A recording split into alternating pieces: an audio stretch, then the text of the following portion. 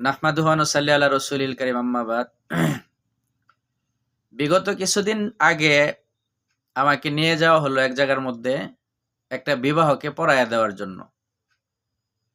তো আমি যে মেয়ের বিবাহের কথা বলা হয়েছে, আমার সন্দেহ যে ওর তো আরেকটা বিবাহ হয়েছে, এখন আবার বিবাহ কেন?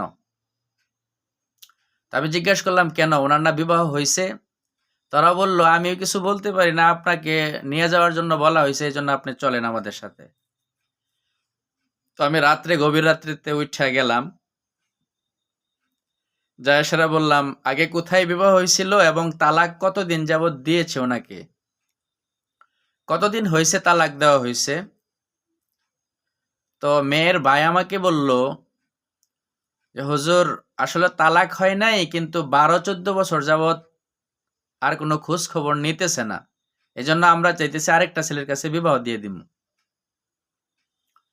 তো আমি বললাম, একজনের বিবি আপনারা আরেকজনের কাছে বিবাহ দিয়ে দিবেন, এটা কেমনে হলো? কেমনে, কি মাসালা এটা? তো উনি 12-14 বছর তো একটা মানুষ বিদেশেই থাকতে পারে, চাকরি কোম্পানি বিভিন্ন মধ্যে থাকতে পারে না? তো হয়তো বা উনি বিবির হক আদায় করে নাই, খোঁজ নেয় না, এই জন্য আলাদা তার গুনাহ হয়েছে। কিন্তু বিবি তো আগের স্বামীরই রয়ে গেছে, আপনি অন্যের কাছে বিবাহ দিবান মানি? তা আমাকে বললো, না হুজুর, সে তো খোঁজ রাখে না, এই জন্য ওই স্বামীর কাছে আমরা দিব না, আমরা অন্য স্বামীর কাছে বিবাহ দিয়ে দিব। আমি বললাম, অসম্ভব, নাজায়েজ এবং হারাম কাজ। কারণ হলো, আল্লাহ তাআলা কুরআন শরীফের মধ্যে বলছেন, ফাইন তাল্লাকাহা ফালা তাহিল্লু লাহু মিন বাদু হাত্তা তানকিহা জাওজান গায়রাহা, যে কোন স্বামী যদি তার স্ত্রীকে দ্বিতীয় তালাক দেয়, তৃতীয়বার তালাক দেয়, দ্বিতীয় না তৃতীয়, তাহলে এই বিবি তার জন্য আর বৈধ না। এটা সূরাতুল বাকারার মধ্যে আল্লাহ তাআলা স্পষ্ট ঘোষণা করেছেন, যতক্ষণ পর্যন্ত হাত্তা তানকিহা জাওজান গায়রাহা, যতক্ষণ পর্যন্ত অন্য স্বামী এই বিবিকে আর বিবাহ না করছে। আর অন্য স্বামী বিবাহ করার পন্থা হলো 3 তালাক হওয়ার পরে ইদ্যত পালন করবে, যদি যুবক মহিলা থাকে 3 হায়েজ, আর যদি বৃদ্ধ মহিলা থাকে যার হায়েজ বন্ধ হয়ে গেছে, তাহলে চন্দ্র মাস হিসাবে 3 মাস। রেহেমকে চেক করার জন্য, রেহেমের ভিতরে পূর্বের স্বামীর কিছু আছে কিনা। যদি না থাকে, তাহলে 3 হায়েজের পরে সে আবার নতুন স্বামী গ্রহণ করতে পারবে 3 তালাকের পরে। এখন তো যে বিধানটা হলো, তালাকই দেয় নাই, 3 আর 2 আর 1-এর তো প্রশ্নই ওঠে না, তালাকই দেয় নাই, তাহলে সে অন্যের কাছে বিবাহ বসবে কিভাবে? আমাদের দেশের বেগে যাওয়া মেয়েদের মতন হয়ে গেছে। মেয়ে বেগে গেছে, স্বামী আরেকটা আছে, তো বেগে গেছে, বাস, এটা তার জন্য বৈধ হয়ে গেছে না?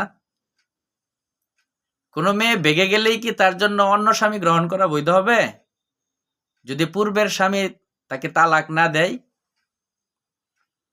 এইগুলা না জানার কারণে, অজ্ঞতার কারণে দেশের মধ্যে হাজারো নারী, হাজারো পুরুষ জিনার মধ্যে লিপ্ত আছে এবং অবৈধ সন্তান উৎপাদনের মধ্যে তারা খুব ব্যস্ত। আর দেশের আলেম উলামারা ওয়াজ করে একবারে গলা ফাটায় ফেলতেছে, কিন্তু ইসলামের কোনো উন্নতি নাই, যারও সন্তানের সংখ্যা বেশি দেশে। এজন্য ভাইয়েরা, আমরা খুব সাবধান হই।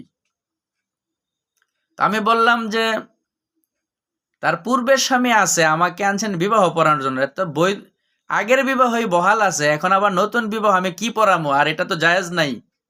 পূর্বের স্বামী থাকা অবস্থায় নতুন স্বামী গ্রহণ করা, এটা শরীয়তে হারাম এবং নিষিদ্ধ, এই কাজ আমার দ্বারা সম্ভব হবে না। হুজুর, আমাদের এলাকার মধ্যে তো আরেকটা এরকম ভাবে করা হয়েছে। আমি বললাম, অসম্ভব কাজ কে করেছে? যে করেছে সে এটার দায়ী হবে, এবং এই নাফরমানির জন্য তাকে আল্লাহ তাআলা ধরবে হাসরের ময়দানে। বলতেছে, হুজুর, সংসার তো ভালোই চলতেছে। আমি বলি, যত ভালোই হোক, যত ইয়াই হোক, আল্লাহর যে বিধান এটাই সহি, আপনারা যে কাজ করছেন এটা গলত এবং ভুল, এটার জন্য আপনাকে দায়ী করা হবে, আপনি দায়ী এটার জন্য, এটার গজবের ভার আপনি নিবেন। তারপর কথা কাটাকাটি আমি চলে আসলাম, রাত্র গভীর হয়ে গেল। সকালবেলা আবার যেই লোক আমাকে নিয়ে গেছিল, ওনার সাথে আমার আবার দেখা। আমি বললাম, সালাম দিলাম, তো উনি হেসে দিলেন এবং বললেন যে, হুজুর, আপনি আসার পরে তো আরেক হুজুরের কাজ সাইরা লাইছি। তো আমি বললাম, কিভাবে? এটা তো বৈধই না, হারাম। হুজুর সেই হুজুর আসে নাই তো মোবাইলে মোবাইলে ভিডিও কলে কাজ সেরে লাইছে, নাউজুবিল্লাহ। তো এই যে একটা ঘটনা আমার কাছে খুবই নিন্দনীয় এবং অপরাধ, এটা আমার কাছে না সমস্ত ইমানদারদের কাছে এটা নিন্দনীয়, যে কিছু শুকনা হুজুর বা শুকনা মৌলবী যাদের শরীয়তের তেমন জ্ঞান নেই, নেই বললেই চলে, এই সমস্ত মৌলবী মুন্সিরা শরীয়তের কোনো বিধান সম্পর্কে অজ্ঞ না, সে জানে না, তারপরে ওই কাজের মধ্যে সে আসে এবং এই অসম্পূর্ণ অগুছালো কাজগুলো সে গুছাইতে এটা রাস্তা খুঁজে সে অল্প কিছু বিনিময়ের মাধ্যমে এরা জাহান্নামী হবে। এবং যে সমস্ত ছেলে মেয়ে এই কাজটা সে করে দিল, এরা যে পাপ করবে এই সমস্ত পাপের দায়ভার তাকেও নিতে হবে এবং তাকেও এই সমস্ত জানিদের সাথে, জিনাকারীদের সাথে তারও হাসর হবে। এজন্য সম্মানিত দেশের যত ইমাম আছি, কারি আছি, মুয়াজ্জিন আছি, হ্যাঁ, যেই ধরনের লোকই আমরা আছি নাকি শরীয়ত মানি, তার আমরা খুব সতর্ক থাকবো। যে ইচ্ছা ওই ডাক মারলেই যায় সেরা 500-1000 টাকার লোভে আমরা এই কাজগুলো করে দিব না। যে একটা তালাক দিল সে তো গর্হিত কাজ করলো, সে একটা আসামি। আসামির পক্ষ আমরা কেন হই? তাকে শাসন করা উচিত ছিল, কেন ছাড়ছো তুমি, কেন করছো? এগুলা না করে আমরা আরো 500-1000 টাকার লোভে যায় সেরা তার এই এত বড় একটা বিপদ থেকে আমরা উদ্ধার করার চেষ্টা করি। শাসন করা আগে, তারপর উদ্ধার করা। উদ্ধার তো হবেই, কিন্তু শাসনটা কোথায়? এই যে আমি যে ঘটনাটা শুনাইলাম এটা সহি, আমি নিজে এটার মধ্যে শিকার। আমি চলে আসলাম, পরবর্তীতে সে করায় দিল, এটা কি জায়েজ কাজ করলো সে? এই যে সারা জীবন জিনা করবে, এটার পাপ কে নিবে? এজন্য দেশ বিদেশ যে যেখান থেকে শুনতেছেন দিনী ভাইয়েরা আমার, যারা দিন মতন চলি আমরা, তারা অবশ্যই এই বিষয়গুলা আমরা এগুলা করব যে ভাই এটা তালাকের বিধান, মুফতিদের কাছ থেকে আগে ফতোয়া নিয়ে আসেন, মাসালা নিয়ে আসেন, পরে যেটা হয় আমি না হয় করায় দিব। কিন্তু আগের কাজটা হলো মুফতিদের কাছে যাওয়া, ওদের কাছে পাঠিয়ে দিবেন যে ওখান থেকে ফতোয়া নিয়ে আসেন। ফতোয়া যেই মাদ্রাসা থেকে নিয়ে আসছেন ওখানের সাইন্স সাপোর্ট থাকবে, কি রেজাল্ট আছে, ওইভাবে আমি পরবর্তীতে কাজ করব। কিন্তু এর আগে আমি কিছু করব না।